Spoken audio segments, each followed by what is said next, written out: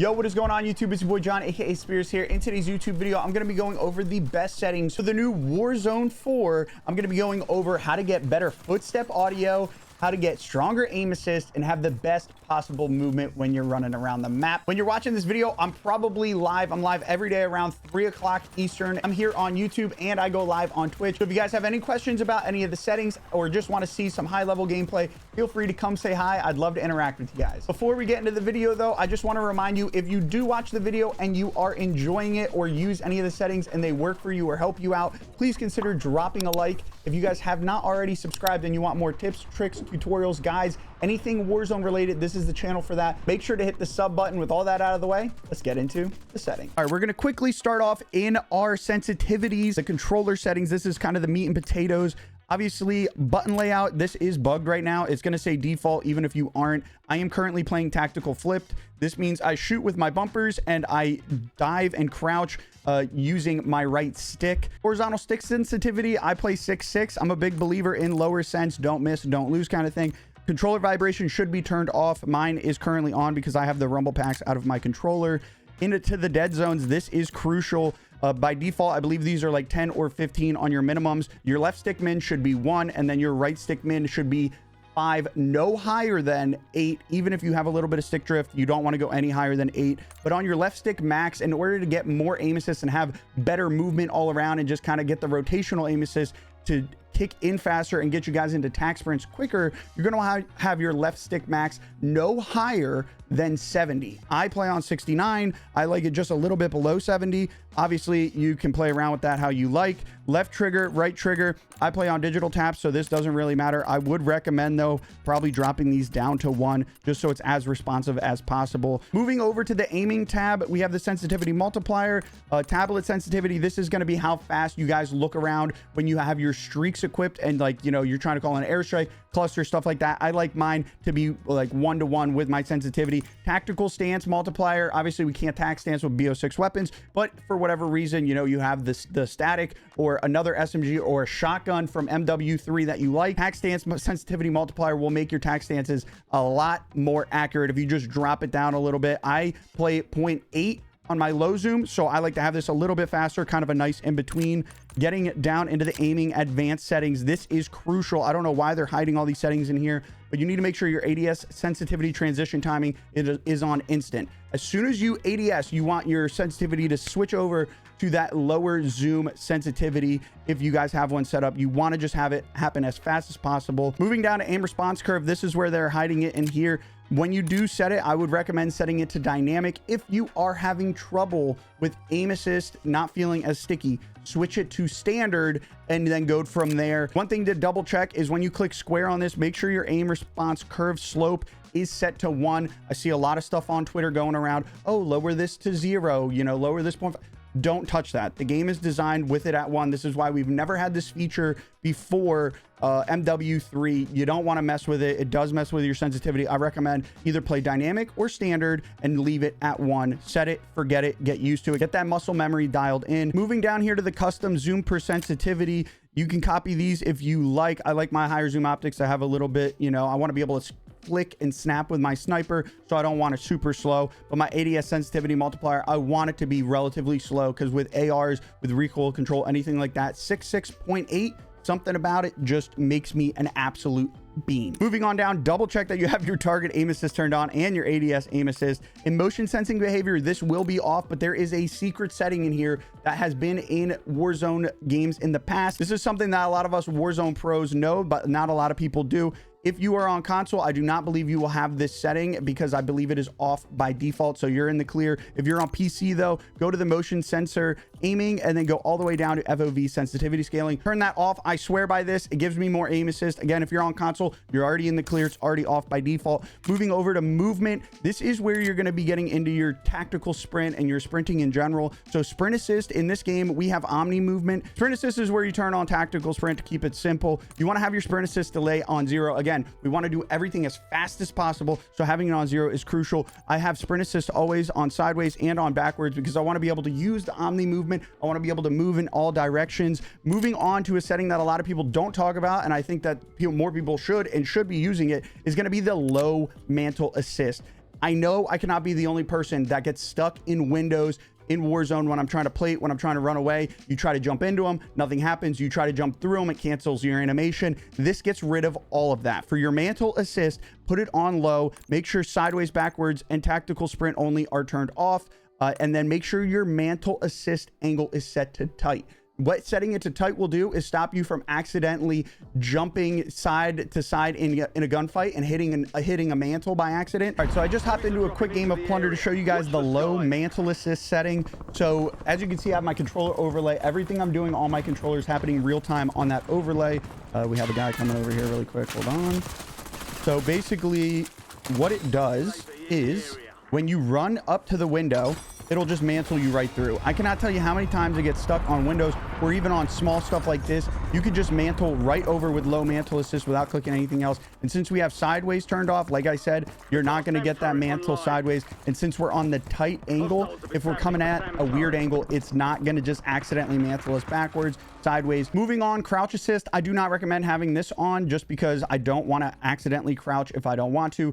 Corner slicing, what this is when your character is going up to a corner, kind of goes sideways, and then so do your crosshairs. While this changes how you look on your screen, it does not change how you look on other people's screen. So to them, you're still just perpendicular. Your whole body's out in the open. You're not really peeking around the corner. So I have that turned off just so I'm a little bit more aware of kind of where I'm at on the map and how I look. In addition to that, it also helps my aim because I'm not worrying about my guy going sideways. I know the dot doesn't move in the middle screen, but for me, I have a lot better accuracy when I have corner slicing turned off. Slide dive behavior, I have this on hybrid because we have omni movement now. What hybrid is basically you have to click in your left stick in order to activate a dive, and to activate the dive, you'd click your right stick. So you'd be running, activate, hold your left stick, and then you'd hit the right stick, and then you would dive. You see when the stick turns white on the controller cam, that is when you are diving or when you're activating the dive. So this is very beneficial just because diving is helpful in this game, specifically if you're trying to do jump spots, hop spots, anything like that. Mid gunfight dives can throw people off, although it does kind of drag people's aim assist,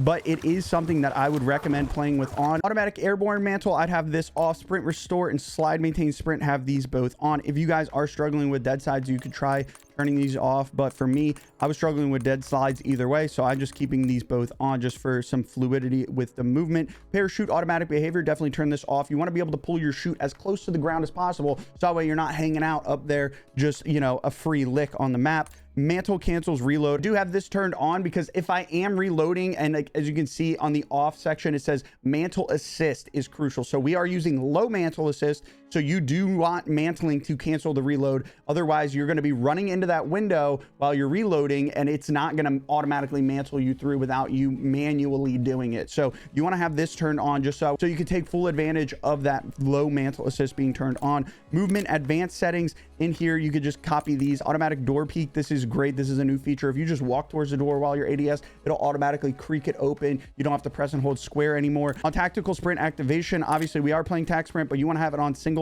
tap run. Sprinting door bash, if you're running into doors, make sure that. For my vehicle advanced settings, I didn't really change anything in here. Getting into combat, all of these are pretty standard. For armor plate behavior, I have it on apply all. I can always manually cancel these later. If I need to, I can just press triangle again and it would cancel it. C4 detonation, I have them at all at once. Equipment behavior, I have that on hold just so that way I can cook grenades. Manual fire behavior, I have that on press. In the combat advanced settings, obviously on your weapon mount exit, this is something you're going to want to turn on. Make sure it's on instant so that way as soon as you move, it takes you out of the mount and you can get away from enemies faster. It can be a life or death changer right there. The short delay is just a little bit too long, and if you turn it off anytime you try to move to get out of mount, you're not going to be able to, so you need to have that on instant. For interact and reload, I have this on prioritize reload just because I have been having an issue where I am accidentally picking up weapons all the time whenever I go to reload. So instead of prioritize interact, I have it on prioritize reload. It makes it so that way that doesn't happen nearly as much. Sprint cancels reload, I have that on off. Akimbo behavior, I have this on independent. And then depleted ammo weapon switch, I have it on because why not? Getting into the graphics settings, after this we will be getting into how to see more people in darker spaces in game. But getting into the graphics settings, I'm going to go over these very, very quickly. Not much has changed since my Black Ops 6 video. Full screen exclusive, make sure all of these are on the right things. Moving down, you want to be on plus boost.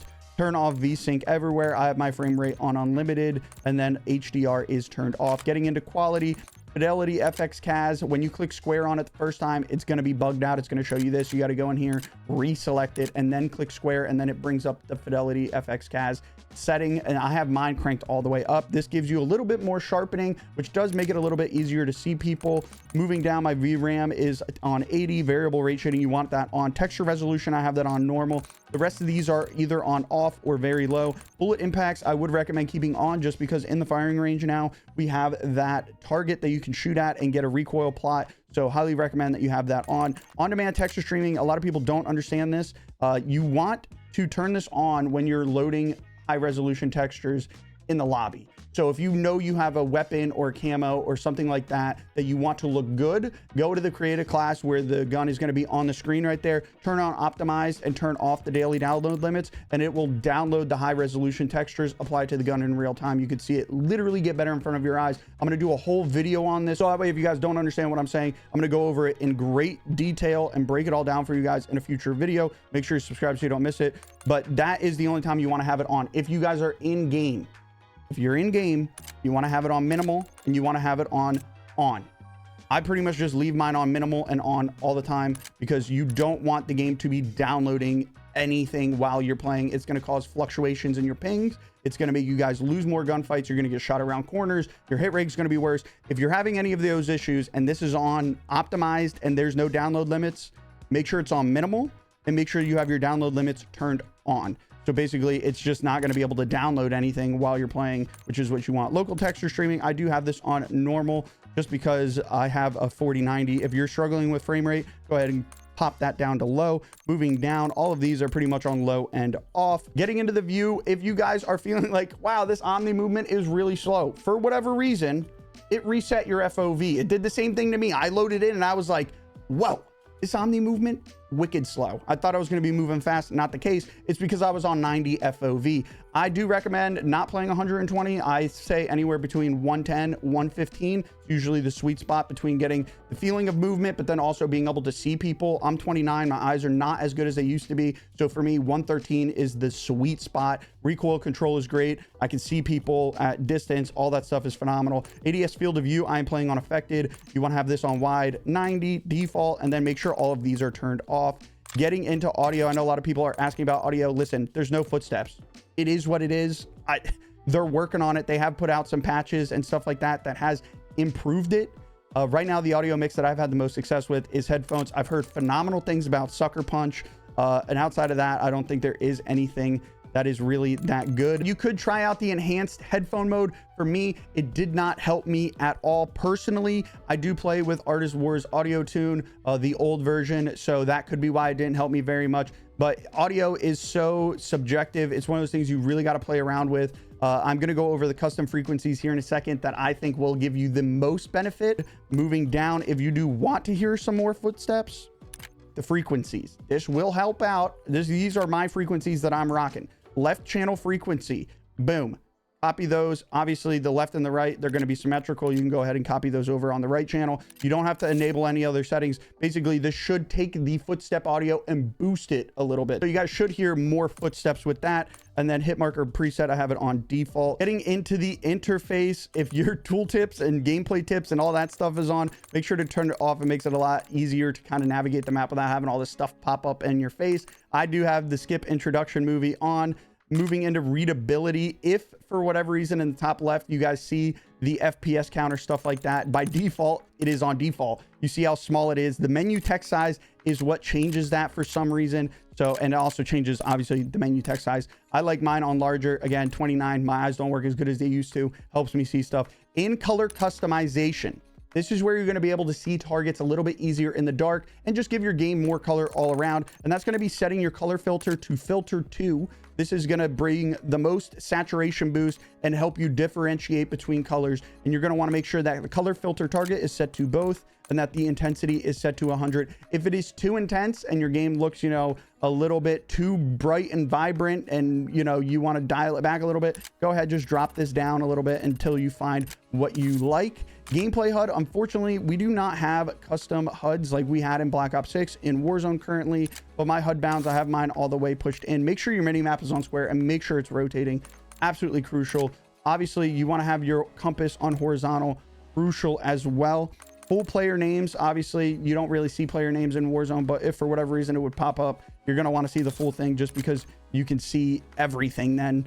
Moving on to the crosshair, I do play with a custom crosshair. I change mine all the time. It's just something that keeps the game a little bit fresh, a little bit different. It's as simple as just dragging the slider and then clicking apply custom color. Obviously, if you want to reset the default, you can always go back to the basic color.